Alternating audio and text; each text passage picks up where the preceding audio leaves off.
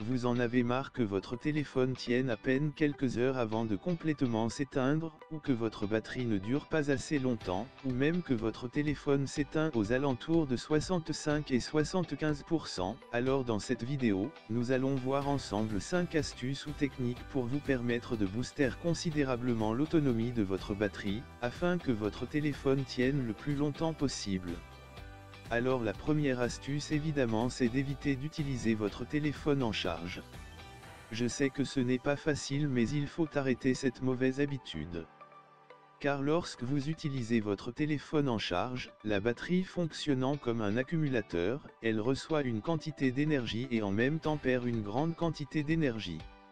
Ce qui crée un conflit dans son fonctionnement, et au fil du temps elle se détériore très rapidement, car elle est conçue principalement pour prendre de l'énergie quand elle en a plus, et de donner de l'énergie quand elle en a.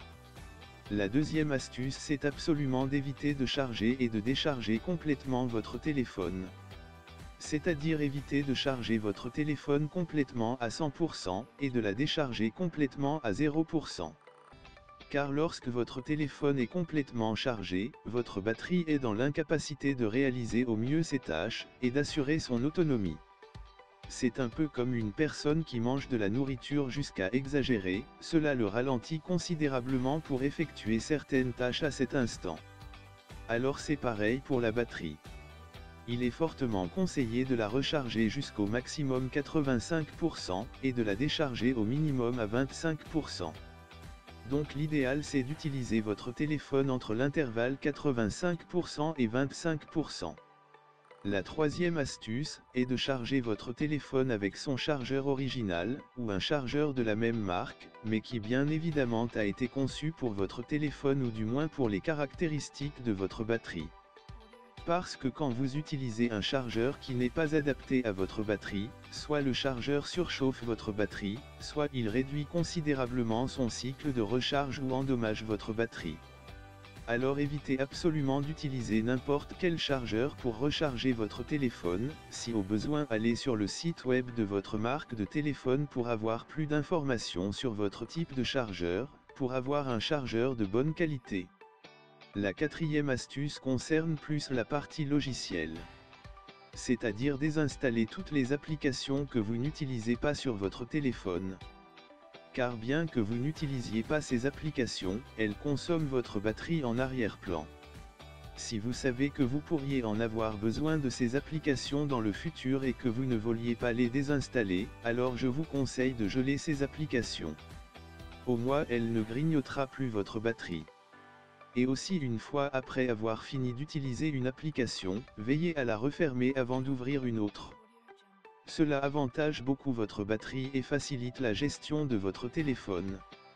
La cinquième astuce, c'est d'éviter d'utiliser ou de recharger votre téléphone à une température extrêmement chaude. Car lorsque votre téléphone est exposé à une chaleur cela surchauffe votre batterie sans que vous le sachiez, et plus grave encore quand votre téléphone est en charge et est exposé à la chaleur. Il est très déconseillé de faire cette pratique, car lorsque votre téléphone est en charge et est exposé à la chaleur, cela peut considérablement détruire votre téléphone, et peut consister un potentiel danger pour vous. Si par ailleurs pendant que vous utilisez votre téléphone il chauffe, je vous conseille d'enlever la coque qui se trouve derrière votre téléphone, pour que la chaleur se dissipe afin de ramener votre téléphone à une température normale.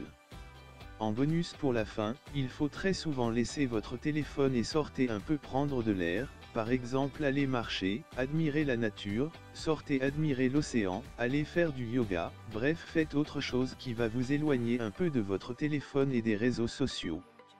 Ceci sera non seulement bon pour votre téléphone, mais plus encore très bon pour vous.